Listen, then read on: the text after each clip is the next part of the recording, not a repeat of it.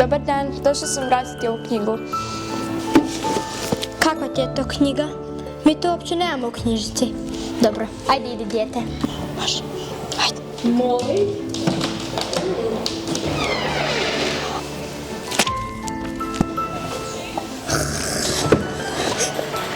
Taman pravi trenutak.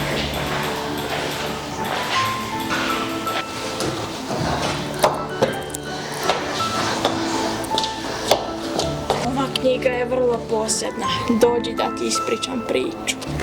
Hajde. Prolistaj malo knjigu.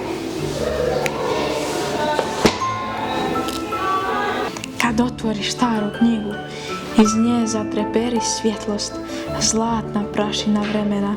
Svaka stranica diše pričama koje su davno ispričane, ali nikad zaboravljene. O njima spavaju kraljevi i vile, šume koje govore i rijeke što pamte. I dok čitaš, riječi se bude, pretvaraju se u svjetlost, u san, u čudo.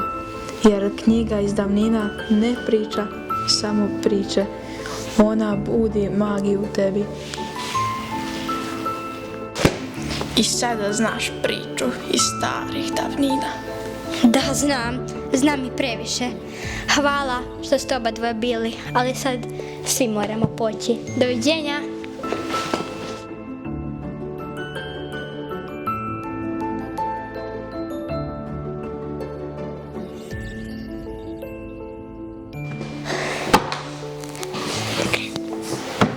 I knjižničarko, jeste li otkrili tajnu knjige? Jesam, naravno da jesam.